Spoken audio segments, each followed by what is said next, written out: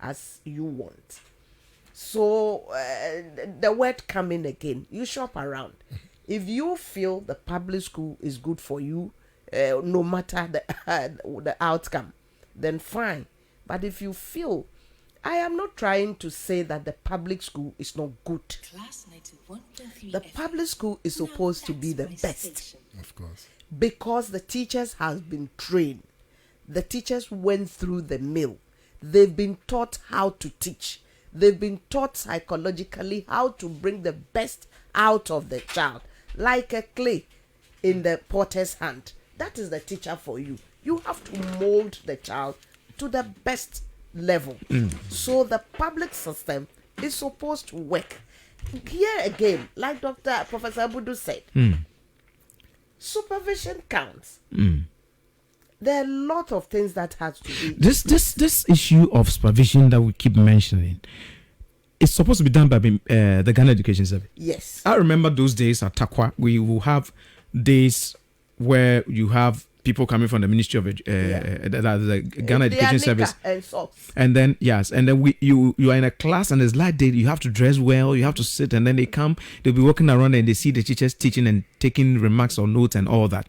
Now, why? What happened? I mean, where did it go? Yes, it's a good question. Where did it go? Everybody is relaxed. Everybody. No, you see, but I think you see our educational reforms, one way or the other, has also contributed to the challenges we're having, because of course things were different when the church were when the schools were in the hands of the church, the mission schools at the time. You know, in those days, the headmaster, who is a reverend minister, a Catholic priest, or a Presbyterian pastor, with that notion of the Presbyterian discipline or the Methodist discipline, will not just compromise with any form of indiscipline or delinquency on the part of. Don't go to church on Sundays. You have to answer on Monday. They make sure that, hey, we are there to educate children.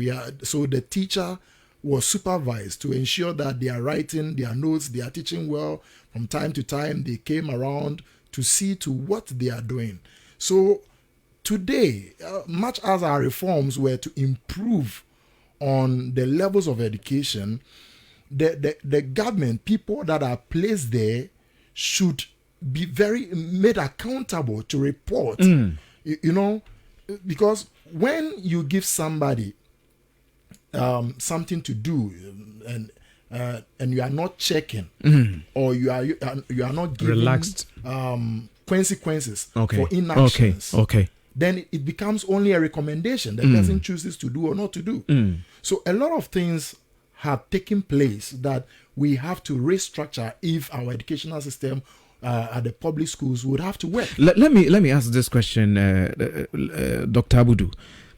We have ministers in this country who get sick and they travel outside the country because our hospitals here maybe is below what they can receive. We have ministers and leaders in this country whose children attend private school and not public schools. What has accounted to this? Because if the public schools were good schools, in that, I'm not saying they were not good schools, but I'm putting them in question, quoted marks. Why wouldn't a president or a minister send their awards to the public schools? These are schools that are run by government, and so if the schools were good, wouldn't they send their awards to those schools? Because if Ghana Education Service not supervising as they're supposed to, and the leadership of the country, are sitting down there sending their children to private and expensive schools. Some pay in dollars, and then you have the poor person who.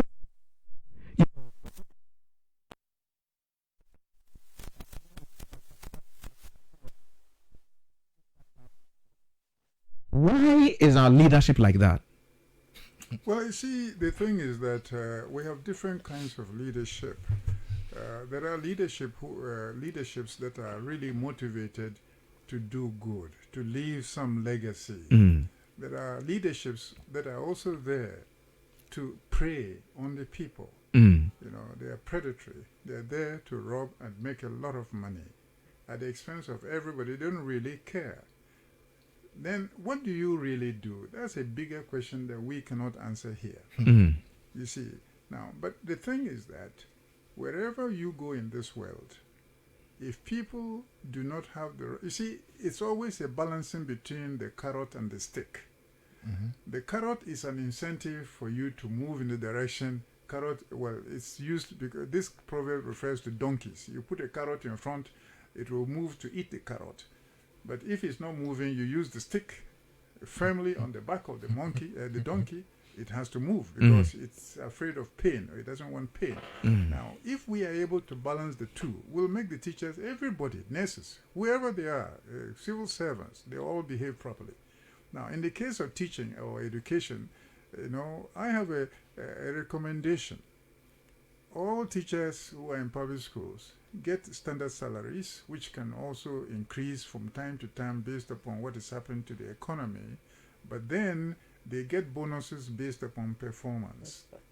Now, that bonus based upon performance simply says that if you have students, let's say that you have a school of 100 students, a class say, of 100 students, and the bonus is 500 cedis per A. I mean, at the end of the school year, a student who earns an A, then 500 cedis becomes a bonus to the school. Now, because the teacher is not the only one who is making the student to work. There are other people cooperating in the school, the headmaster, housemaster, clerks, with laborers. So they all get certain kinds of proportions. I don't want to go into details here because they are in my book. Not the current one, but the updated one. You see, so if you, for example, are getting, when you go to schools and then they are getting more bonuses every year and all that, this is advertised to the whole country for them to see why that school is making more and all that. This will be some kind of incentive. Now, if in a school the bonuses are reducing and all that, then the headmaster can be fired or demoted to something lower because he's not fit to lead. And then the teachers themselves, they can also be demoted or even sacked from the system. In other words, there must be clear bonuses and clear penalties.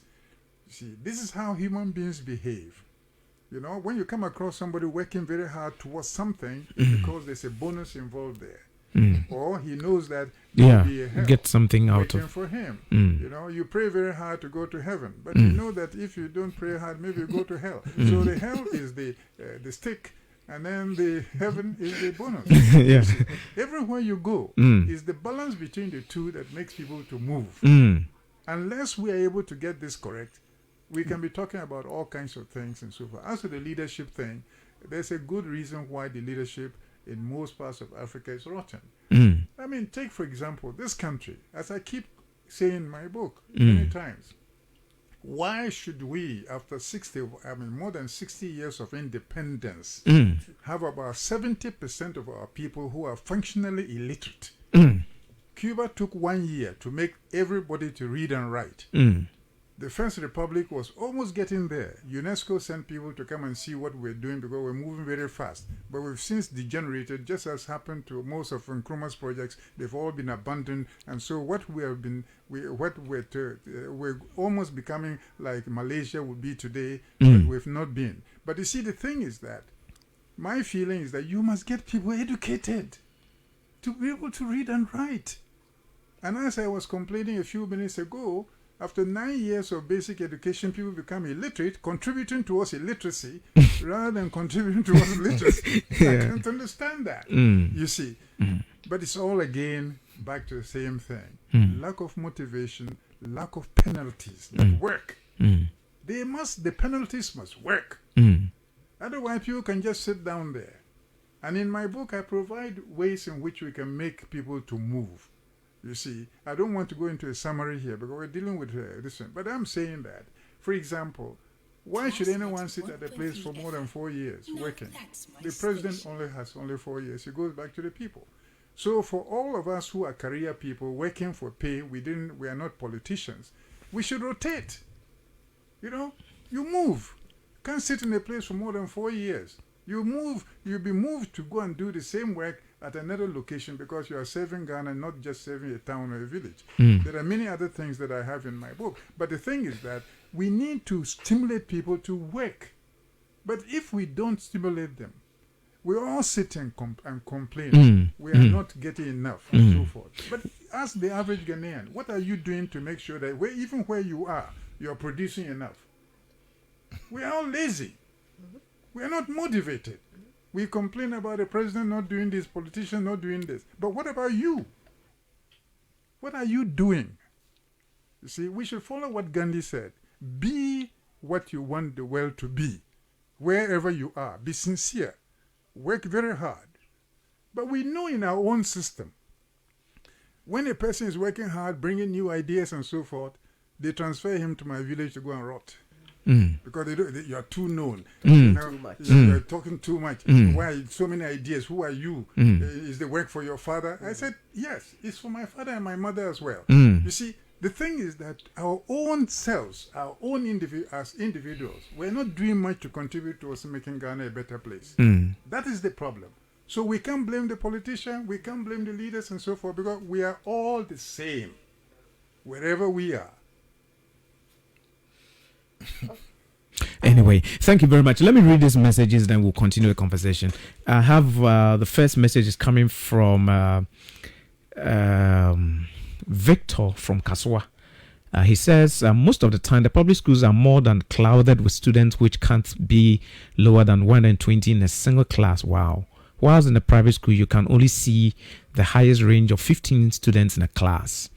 This should even tell us that learning is possible, monitoring is possible, brain is freely operating. I love your show. Thank you very much, Victor. And then there's another message that is also coming from KP, and it says, I hope the Minister of Education is listening. Yes, he is. He is really listening, actually listening to the show. And then we have this one from Star Bright is Legon. He says, no one was born educated. Every child goes to school like a new SIM card. It's the teacher's duty to spend time on the students and make sure they achieve goals. Private school teachers don't cut their students' head into two to put knowledge into them. They teach and make sure the students understand, and it manifests in their class exercises and tests. Why can't public school teachers do the same? They should stop complaining and teach well. That's Star Bright from East Legon. Now we activating the phone lines. You can call us on 0302 2080 0302 2080 0302 2080 0302 2080. You can send us your WhatsApp also on 0500,000 202 0500,000 202. The number, the phone line is 0302 2080. Just call and contribute to the show. All right, Mrs. Fayose. Yeah. I couldn't answer the question there. There's someone on the line. Let's pick them. Mrs. Fayose will come in. Hello, good morning. Good morning, sir. Yeah, please, your name and where you're calling us from. My name is Ramon Senyo, calling from Adango. Oh, okay, all right. So talk to us. Please, about the number of students. Yes. In some classes, if you have about 45 students, how can you teach them all to understand? You have 45 students. Okay. If 2-3 people understand whatever you teach, then you go on. Okay, so that's what happens. But in the private schools, they have about 20. So the teacher can relax, make sure all understand before. No, wait. What you're trying to say is that if a school has 45 students and the teacher is teaching and 3 understands, he moves on. Yeah, you can't wait for all to understand because it will take... Yes, but you can also have the private... You still... Then to also get what you're saying. So having... If the teacher says that just because 3 students understands, he's moving on, it's not helping, isn't it? Yeah, that is why the performance is very poor in the government schools. Okay. Because the class size is very large. And with a large class size, most disturb. Yeah. Okay. But if the class size is very small, they don't disturb like the large class size. All right. Thank you. Mrs. Fayo, say you were. Yeah. So I want to say here that it is not the brilliant children throughout that comes to. All right. Thank you very much. Let's take this one as well. Sorry. Hello. Yeah, this is Techi. Yeah, Techi. I'm speaking from Azumane in the Kwara West Municipality. Okay. All right. Talk to us. You see, the discussion about education has always been about the speaking of English and the comparison between the private school and that of the public school. Okay.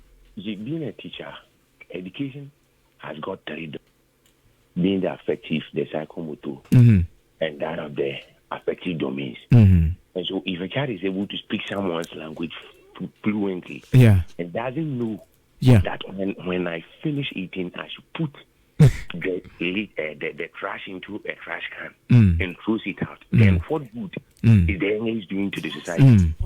For example, many kids coming up from the private school enter the second cycle school, but they fail woefully in English and mathematics. Okay. Very good. So the preference will be for the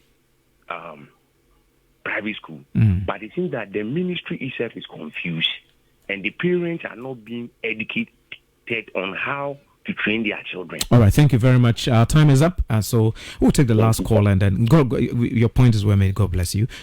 All right, so we have just 1 minute, and we are out of the studio.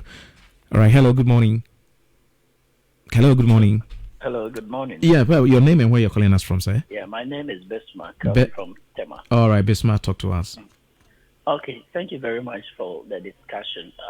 I think Doctor was talking about the fact that teachers should be motivated based on students' performance. Yes, I agree, but that will only work for the basic, because at the basic level, the children, in terms of their performance level, are evenly distributed to all the schools. Okay. So when you compare the public and the private, you can assess the teachers based on you can remunerate the teachers based on the students' performance. But at the second cycle, it cannot work because we realize that all the good students, the high-performing students, are clouded in certain schools and leave certain schools for the average and then the less performing students. So if you use that criteria to remunerate or to incentivize the teacher, that will not work, because we all know in Ghana, these top schools, Fantipim, Prempeh, and what have you, you can never go there when you have aggregate 20 or 50. All right. All the highly performing students go to those schools. All right, so thank you. Then become very difficult. All right. To do that at the Bismarck, thank you very much for calling. Let me take this message. Say, good morning, Class FM. You are doing a very good job. I hope some of the educational leaders are listening to you. One thing I think we should focus more attention on is educational system. In the educational system is a learner readiness. Most of our students these days are not ready to learn. All right, our time is up. Let me pick this very last call. Hello, good morning. Good morning. Yeah, your name and where you're calling us from, sir? My name is Kweku. I'm calling from Kaswa. All right, Kaswa. Kweku from Kaswa. Talk to us last. Please, one of the major things challenging public school is that one teacher can teach about 4 classes. 4 classes? Yes. Okay. From Bus 1. Are you talking about the private school or the public school? No, public schools. Wow. Yes. And please, I need your number. All right. So you just call the producer, the just same number you call, and they'll give it to you. All right. Thank you. Time is up, and I want to say we'll have to go back to continue with this conversation once more because there are a lot of things. We've received a lot of messages here. Let me read this last one. He said that I'm a teacher myself. I went to middle school and I had my training college as a professional teacher. Teaching for close to 35 years in public school. I can bet that this time no supervision from the office nor the head teachers. I think monitoring and okay, so there's no supervision or or monitoring from the teachers. I mean, so what he's trying to say is that whether they are well monitored or not can't help. Wow. So what is really happening at our schools? Anyway, thank you very much. This has been Family Zone, and I'm Abraham Edu. We'll surely come your way again next week, and we'll continue with this beautiful conversation. God bless you, and take care of yourself and be good. Okay. God bless you. Bye.